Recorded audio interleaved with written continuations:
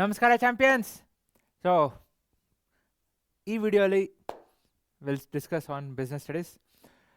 So business studies and again ತುಂಬ ಈಸಿನೇ, ಕೆಲವೊಂದು ಜನರಲ್ ಆಗಿ ಬರೀಬೋದು.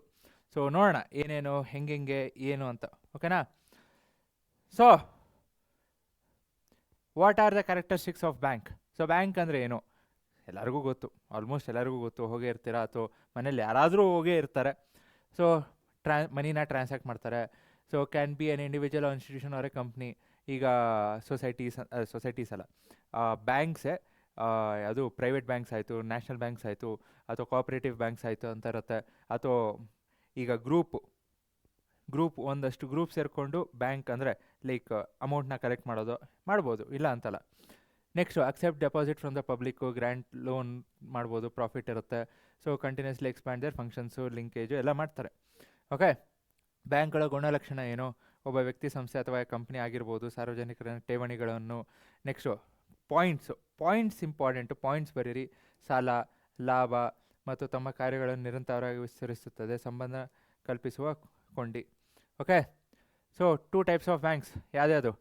ಒಂದು ರಿಸರ್ವ್ ಬ್ಯಾಂಕು, ಕಮರ್ಷಿಯಲ್ ಬ್ಯಾಂಕ್ಸು ಹೇಳೋದಲ್ಲ, industrial development bank, land, local, ಕೋಆಪ್ರೇಟಿವ್ಸು.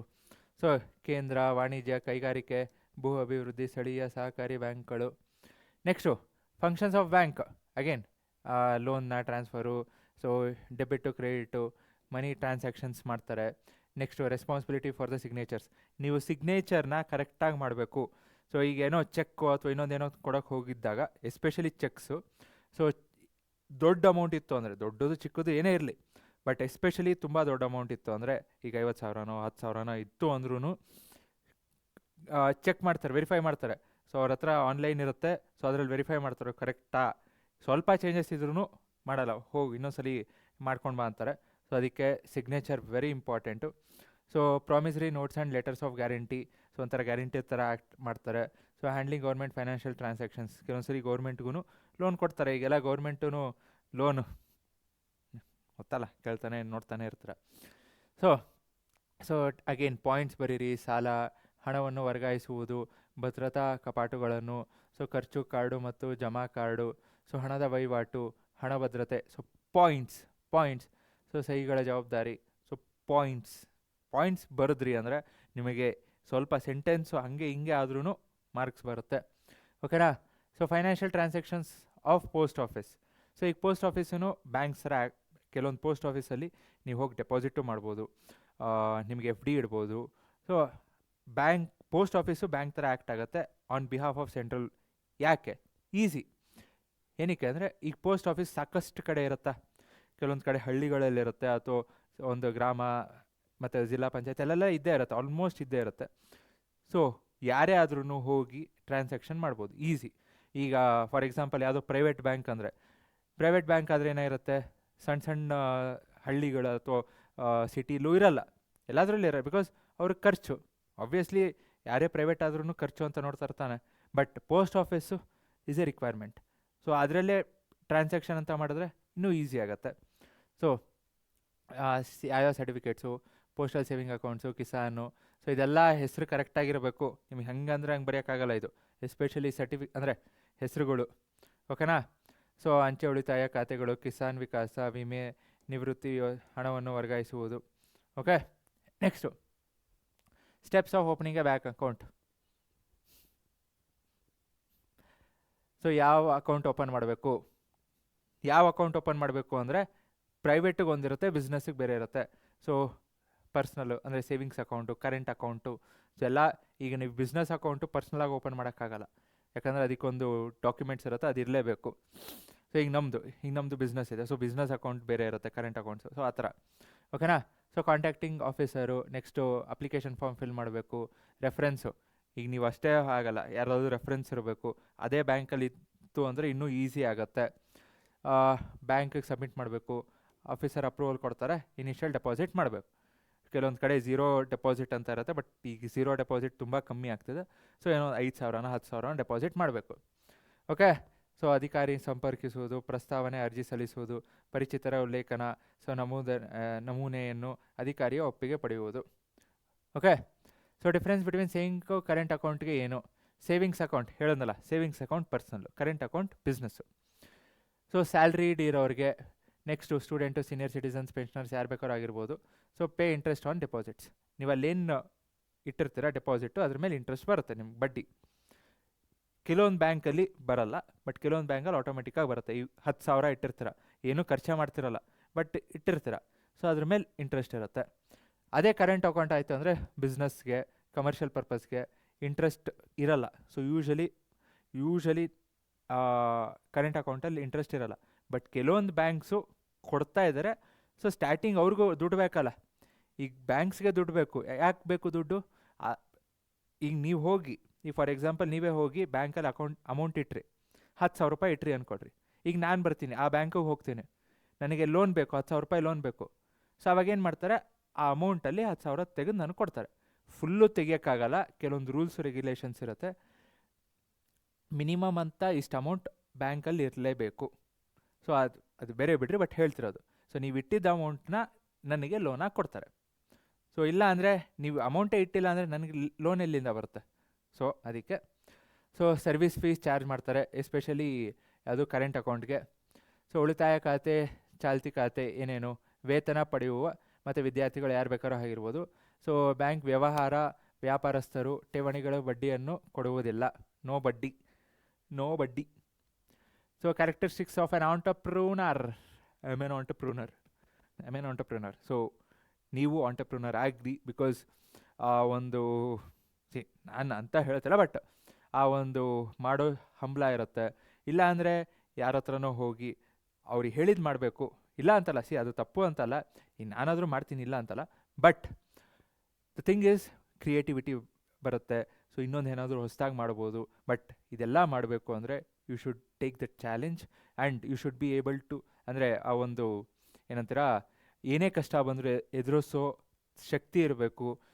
ಕಷ್ಟ ಇದ್ದೇ ಇರುತ್ತೆ. It's not at all an easy task. ಈಗಂತೂ ಇಟ್ಸ್ ಇವನ್ ಮೋರ್ ಹಾರ್ಡರ್, ಯಾಕಂದರೆ ಅಷ್ಟು ಕಾಂಪಿಟೇಷನ್ ಇದೆ. ಓಕೆ, ಸೊ ಕ್ಯಾರೆಕ್ಟರ್ ಕ್ರಿಯೇಟಿವ್ ಆಗಿರ್ಬೇಕು, leadership, team building, problem solving, compensate for loss, ಕಮಿಟ್ಮೆಂಟಿಗೆಲ್ಲ ಹೇಳೋದಲ್ಲ. ಓಕೆ, ಸೊ ಸೃಜನಾತ್ಮಕ ಆಗಿರಬೇಕು, ಕ್ರಿಯಾತ್ಮಕ, ನಾಯಕತ್ವ ಇರಬೇಕು, ತಂಡವನ್ನು ಕಟ್ಟುವುದು, ಸಮಸ್ಯೆ ಪರಿಹಾರ, ನಷ್ಟ ಪರಿಹಾರಕ್ಕೆ ಸಿದ್ಧ. Okay, state the functions of on entrepreneur.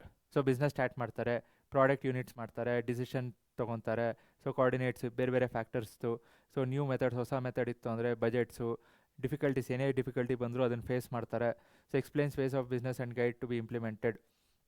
Okay, so ಆಯೋಜನೆಗಳ ಮೂಲಕ ಪ್ರಾರಂಭಿಸುತ್ತಾರೆ, ಉತ್ಪಾದನಾಂಗಗಳನ್ನು ಸಂಯೋಜಿಸುತ್ತಾನೆ. ಸೊ ತಾನೇ ಅಥವಾ ತಾಳೆ, ಏನು ಬೇಕಾದ್ರೂ ಆಗ್ಬೋದು, ತಾರೆ ಅಂತ ಹಾಕ್ಬಿಡ್ರಿ, ಯಾಕಂದರೆ ಬರೀ ಹುಡುಗರೇ ಅಂತ ಏನಲ್ಲ. ನೆಕ್ಸ್ಟು ನಿರ್ಧಾರ ಕೈಗೊಳ್ಳಬೇಕು. ಸೊ ನೆಕ್ಸ್ಟು ಹೊಸ ವಿಧಾನಗಳನ್ನು ಈಗಂತೂ ಬೇಕೇ ಬೇಕು. ಓಕೆನಾ? Next is a creative activity. Yes, so creating something from nothing. ಹೌದು ತಾನೇ? ಈಗ ಹೊಸ ಬಿಸ್ನೆಸ್ ಮಾಡಬೇಕು ಅಂದರೆ ಈಗ ಕೆಲವೊಂದು ಐಡಿಯಾಸ್ ಇತ್ತು ಅಂದರೆ ಅದನ್ನೇ ಮಾಡೋದೇನು ತಪ್ಪಲ್ಲ, ಅಥವಾ ಅದನ್ನೇ ಮಾಡಬಾರ್ದು ಅಂತ ಏನಿಲ್ಲ. ಬೇರೆ ರೀತಿ ಹೆಂಗೆ ಮಾಡಬಹುದು. ಈಗ ಫಾರ್ ಎಕ್ಸಾಂಪಲ್ ನಮ್ಮದೇ ತೊಗೊಳ್ರಿ. ಸೊ ಈಗ CBSE ಆಯಿತು, ಅಥವಾ ಹಿಂದಿಗಂತೂ ಸಾಕಷ್ಟು ಜನ ಇದ್ದಾರೆ. ನಾವು ಹೋಗಿಲ್ಲ, ನಾವು ಇಲ್ಲೇ ಇದ್ದೀವಿ, ನಾವು ಕನ್ನಡದಲ್ಲೇ ಮಾಡಬೇಕು ಅಂತ ಇರ್ತೀವಿ, ಹೋಗಲ್ಲ. ಸೊ ನಿಮ್ಮ ಸಪೋರ್ಟ್ ಬೇಕು. ಅದಕ್ಕೆ ಹೇಳ್ತಾರೆ, ನಿಮ್ಮ ಸಪೋರ್ಟ್ ಬೇಕೇ ಬೇಕು. ನಿಮ್ಮ ಸಪೋರ್ಟ್ ಇಲ್ಲದೆ ಏನೂ ಮಾಡೋಕ್ಕಾಗಲ್ಲ. ಓಕೆ, ಸೊ ರಿಸ್ಕ್ ಇರುತ್ತೆ, ಪ್ರಾಫಿಟ್ ಆಮೇಲೆ ಸಿಗತ್ತೆ. ಓಕೆನಾ? Next entrepreneurs economic development. How does entrepreneurs? So ಹೆಂಗೆ savings in the form of capital, job ಕೊಡ್ತಾರೆ. ಸೊ ಕಂಟ್ರೀಸ್ ಇನ್ಕಮ್ ಜಾಸ್ತಿ ಮಾಡ್ತಾರೆ, ಮಾರ್ಕೆಟ್ಗೆ ಹೆಲ್ಪ್ ಮಾಡ್ತಾರೆ. ಅಂದರೆ ಮಾರ್ಕೆಟ್ ಅಂದರೆ ತರಕಾರಿ ಮಾರ್ಕೆಟ್ ಅಲ್ಲ. ಸೊ ಸ್ಟಾಕ್ ಮಾರ್ಕೆಟ್ ಆಯಿತು, ಅಥವಾ ಇನ್ಫ್ಲೋ ಔಟ್ಫ್ಲೋ, ದುಡ್ಡು ಬರೋದು ಹೋಗೋದು. ಸೊ ಪ್ರಾಡಕ್ಟ್ ಡೆವಲಪ್ಮೆಂಟ್ಗೆ ಎಲ್ಲ ಹೆಲ್ಪ್ ಮಾಡ್ತಾರೆ. So standard of living of the people. So ಈಗ ಕೆಲಸ ಕೊಟ್ಟರು ಅಂದರೆ ಅವ್ರಿಗೆ ಒಂದು 10 ಜನಕ್ಕೆ ಈಗ ನಾವು ಕೆಲಸ ಕೊಡ್ತೀವಿ, 10 ಜನಕ್ಕೆ ಅವ್ರ ಫ್ಯಾಮ್ಲಿ ಡಿಪೆಂಡೆನ್ಸಿ ಕಮ್ಮಿ ಆಗುತ್ತೆ. ನೆಕ್ಸ್ಟು ಅವರ 10 ಜನ ಏನಿರ್ತಾರೆ, ಅವ್ರಿಗೆ ಏನಾದರೂ ಬೇಕು ಅಂದರೆ ಅವ್ರು ತೊಗೊಳೋದು ಮಾಡೋದೆಲ್ಲ ಮಾಡ್ತಾರೆ. ಇದೆಲ್ಲ ಗೊತ್ತಿರೋದೆ. So industries, prosperity of the society, increase the countries export trade. This is very important, ಯಾಕಂದರೆ ದೇಶ ಕಟ್ಟಬೇಕು ಅಂದರೆ ಬೇಕೇ ಬೇಕು. ಓಕೆ, ಸೊ ಜನರ ಉಳಿತಾಯ ಬಂಡವಾಳ ರೂಪದಲ್ಲಿ ಸಂಗ್ರಹಿಸುತ್ತಾರೆ, ಉದ್ಯೋಗಗಳನ್ನು ಸೃಷ್ಟಿಸುತ್ತಾರೆ, ಒದಗಿಸುತ್ತಾರೆ. ಸೊ ದೇಶದ ಆದಾಯ ಮತ್ತು ತಲಾವಾರು ಹೆಚ್ಚಿಸುತ್ತಾರೆ, ಮಾರುಕಟ್ಟೆಗಳನ್ನು ಅಭಿವೃದ್ಧಿಪಡಿಸುತ್ತಾರೆ, ಉತ್ತಮ ವಸ್ತುಗಳನ್ನು ಕಡಿಮೆ ದರದಲ್ಲಿ ಒದಗಿಸುತ್ತಾರೆ.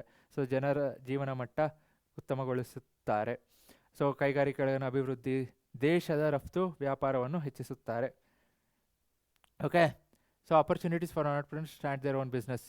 ಸೊ ಅಡ್ವರ್ಟೈಸ್ ಯಾವ್ದು ಏನು ಬೇಕಾದರೂ ಇದೇ ಅದೇ ಅಂತ ಇಲ್ಲ. So there are so many opportunities. So advertise ಆಗಿರ್ಬೋದು, ಮಾರ್ಕೆಟಿಂಗು, ಇಂಡಸ್ಟ್ರಿಯಲು, ರೆಂಟಲ್ಲು, ಫೋಟೋ ಕಾಪಿಂಗ್, ಏನು ಬೇಕಾದ್ರೂ ನಿಮ್ಗೇನು ಏನೇನು ಕರೆಕ್ಟ್ ಅನಿಸುತ್ತೆ ಬರೀರಿ. ಇದೇ ಅಂತಲ್ಲ, ಏನೇನು ಕರೆಕ್ಟ್ ಅನಿಸುತ್ತೆ ಬರೀರಿ. ಓಕೆ, ಈಗ ಎಜುಕೇಷನು ಈಗ ನಾವು ಮಾಡ್ತಿದ್ದೀವಿ, we are not doing as A business, but ಹೇಳ್ತಿರೋದು. ಅಥವಾ ಏನೋ ಈಗ AI ಬರ್ತದೆ, ಹೊಸದು ನಿಮಗೆ ಗೊತ್ತಿರತ್ತೆ, ಇನ್ನೂ ಚೆನ್ನಾಗಿ ನಿಮಗೆ ಗೊತ್ತಿರತ್ತೆ.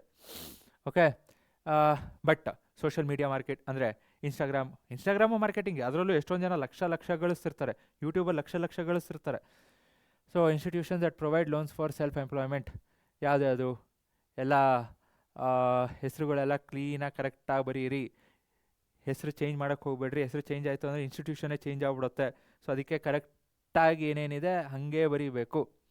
ಸೊ ಭಾರತೀಯ ಜೀವ ವಿಮಾ ನಿಗಮ, ಸೊ ಭಾರತೀಯ ವಿಮಾ ಜೀವ ನಿಗಮ ಆಗಲ್ಲ, ಏನೋ life corporation insurance of India ಆಗಲ್ಲ, life insurance corporation of India, LIC.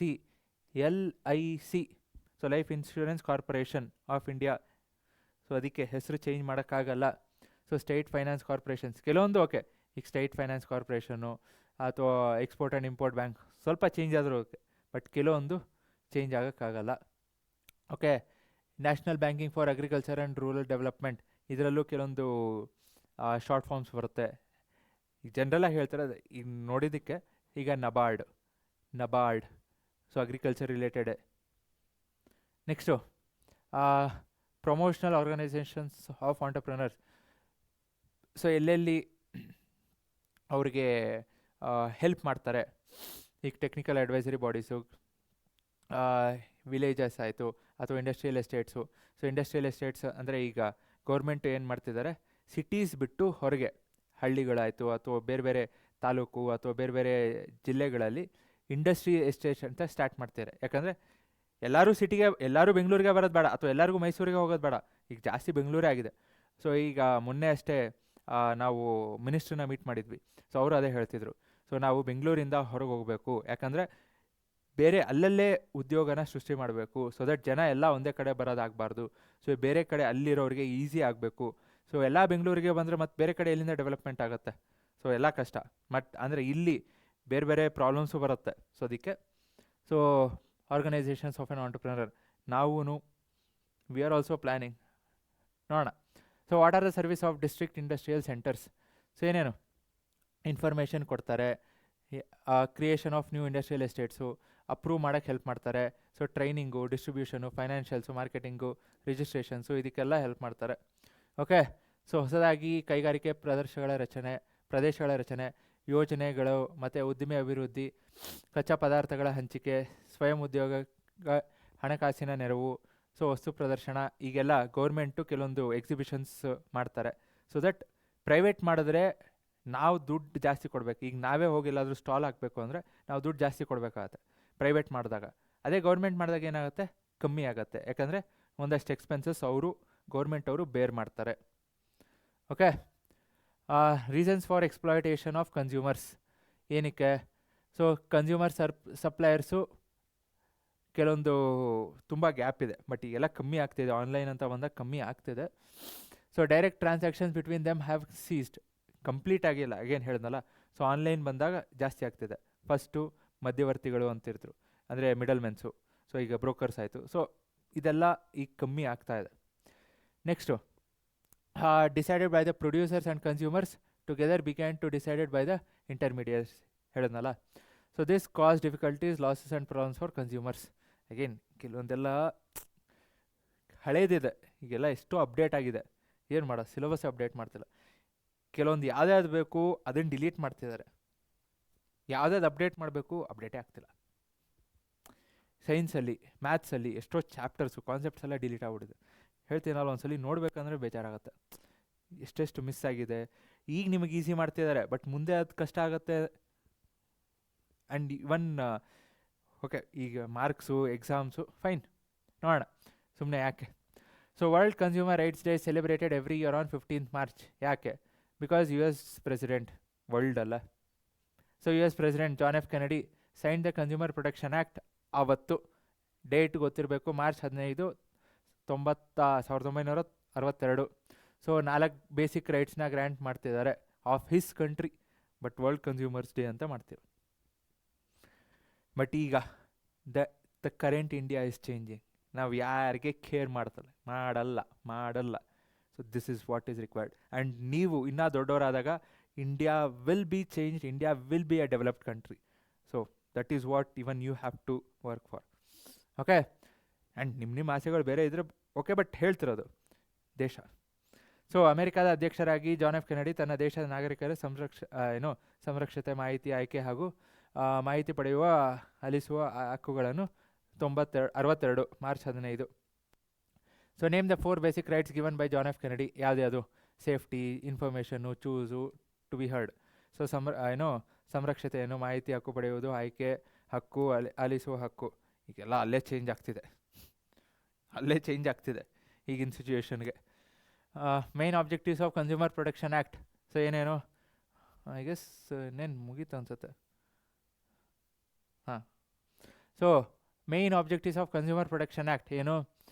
First priority to safety, very important. Safety quality ಬೇಕು.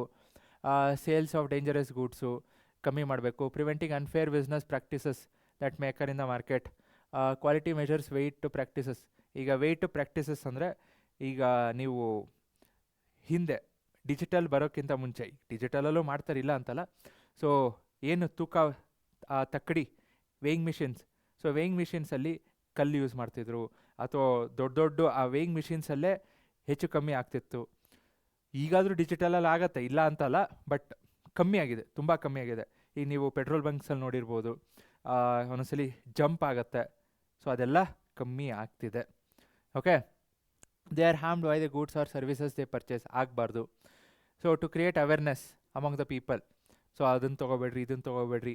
ಈಗಷ್ಟೇ ಇವತ್ತಷ್ಟೇ ಒಂದು ನ್ಯೂಸ್ ನೋಡ್ತಿದ್ದೆ, ಜಂಕ್ ಫುಡ್ಸ್ನ ಅವಾಯ್ಡ್ ಮಾಡಬೇಕು ಅಂತ ಗೌರ್ಮೆಂಟು ಒಂದಷ್ಟು ರೂಲ್ಸ್ನ ತೊಗೊಂಡು ಬರ್ತಿದ್ದಾರೆ, which is good. Okay, so ಗ್ರಾಹಕರ ಸಂರಕ್ಷಣೆ ಕಾಯ್ದಿರಿಸುವ ಮೇಯ್ನು ಸುರಕ್ಷತೆ ಹಾಗೂ ಗುಣಮಟ್ಟ ಹೆಚ್ಚಿಸುವುದು ಮೊದಲ ಆದ್ಯತೆ. ಅಪಾಯಕಾರಿ ವಸ್ತುಗಳ ತಯಾರಿಕೆ ಮತ್ತು ಮಾರಾಟವನ್ನು ತಪ್ಪಿಸುವುದು. ಮಾರುಕಟ್ಟೆಯಲ್ಲಿ ನಡೆಯಬಹುದಾದ ಅನುಚಿತ ವ್ಯವಹಾರ ಪದ್ಧತಿಗಳನ್ನು ತಡೆಗಟ್ಟುವುದು. ಸೊ ಗುಣಮಟ್ಟ, ಅಳತೆ, ತೂಕ, ಬೆಲೆ ಇತ್ಯಾದಿಗಳ ನಿಗಾ ವಹಿಸುವುದು. ಬಳಕೆದಾರರು ತಾವು ಖರೀದಿಸುವ ವಸ್ತು ಅಥವಾ ಸೇವೆಗಳ ತೊಂದರೆಗೆ ಒಳಗಾದಲ್ಲಿ ಅವರಿಗೆ ಸೂಕ್ತ ಪರಿಹಾರ ಕೊಡಿಸುವುದು ಫ್ರಮ್ ದ ಮ್ಯಾನುಫ್ಯಾಕ್ಚರರ್. ಹಾಗೇ ಆಗತ್ತೆ. ಇದೆಲ್ಲ ನಿಮಗೆ ಇನ್ಫಾರ್ಮೇಷನ್ ಗೊತ್ತಿರಬೇಕು. ಓಕೆ, ಕೆಲವೊಂದು ಇನ್ಫಾರ್ಮೇಷನ್ ತುಂಬಾ ಮುಖ್ಯ, ಇಲ್ಲೇನೇನು ಹೇಳ್ತಿದ್ದಾರೆ, ಆದರೆ ಕೆಲವೊಂದು ಔಟ್ಡೇಟೆಡ್ ಆಗಿದೆ. Consumer protection act protects consumers interest. ಹೆಂಗೆ? ಸೊ ಅಗೇನ್ ಹೀಗೆಲ್ಲ ಹೇಳಂದಲ್ಲ, ಸೊ ಆಲ್ಮೋಸ್ಟ್ ಎಲ್ಲ ಕವರ್ ಆಗುತ್ತೆ. ಬಟ್ ಸೊ ಅಲ್ಲೇನೇನು ಇನ್ಫಾರ್ಮೇಷನ್ ಕೊಡಬೇಕು ಎಲ್ಲ ಕೊಡಲೇಬೇಕು. ಓಕೆನಾ? So what is the information required in a complaint file in the consumer court? So ಏನೇನು? ಸೊ ಹ್ಯಾಂಡ್ ರಿಟರ್ನ್ ಆಗಿರಬೇಕು. ಸೊ ಹೆಂಗಿರಬೇಕು? ನೇಮ್, ಅಡ್ರೆಸ್ ಇರಬೇಕು, ಸಪ್ಲೈಯರ್ಸ್ ಇರಬೇಕು, ಲಾಸ್ ಏನಾಗಿದೆ ಅದಕ್ಕೆಲ್ಲ ಡೀಟೇಲ್ಸ್ ಇರಬೇಕು. ಸೊ ಅಮೌಂಟು ಕರೆಕ್ಟಾಗಿರಬೇಕು. ಹಾಗೇನು ಹೇಳ್ತಿದ್ದೀನಲ್ಲ, ಈಗೆಲ್ಲ ಚೇಂಜಸ್ ಆಗಿದೆ, ಬಟ್ ಇದೆಲ್ಲ ಯಾರೂ ಮಾಡೋಕ್ಕೆ ಹೋಗಲ್ಲ, ಅಷ್ಟು ತುಂಬ ಕಮ್ಮಿ. ಸಲ್ಲಿಸಲು ಯಾವುದೇ ನಿಗದಿತ ನಮೂನೆ ಇರುವುದಿಲ್ಲ. ಸೊ ಕೈ ಬರಹ ಆಗಿರ್ಬೋದು ಅಥವಾ ಟೈಪ್ಡ್ ಆಗಿರ್ಬೋದು. ಸೊ ಹೆಸರು ಕರೆಕ್ಟಾಗಿರಬೇಕು, ಅಡ್ರೆಸ್ ಕರೆಕ್ಟಾಗಿರಬೇಕು. ಸೊ ವ್ಯಾಪಾರಿ ಹೆಸರು ಈಗ ಯಾರೋ ಮಾಡಿದ್ದಾರೆ, ನನ್ನ ಹೆಸರು ಹಾಕ್ಬಿಟ್ರೆ ಹೆಂಗೆ? ತಪ್ಪಲ್ಲ? ಹಾಗೆ. ಸೊ ಮೊತ್ತ ಎಷ್ಟು ಕರೆಕ್ಟಾಗಿರಬೇಕು. ಸೂಕ್ತ ಪರಿಹಾರದ ಮತ್ತು ದೂರಿಗೆ ಸಂಬಂಧಪಟ್ಟ ರಸೀತಿ ಅಥವಾ ಬಿಲ್ಲು ಇರಲೇಬೇಕು. ಓಕೆನಾ? So that's it. ಸೊ ಮತ್ತೇನು ಬೇಕು ಕಮೆಂಟ್ ಮಾಡೋದು ಮರಿಬೇಡ್ರಿ. So see you all in the next video. Again like, share and subscribe ಮಾಡೋದು ಮರಿಬೇಡ್ರಿ. Thank you. Bye bye. Take care. ಜೈ ಹಿಂದ್, ಜೈ ಕರ್ನಾಟಕ.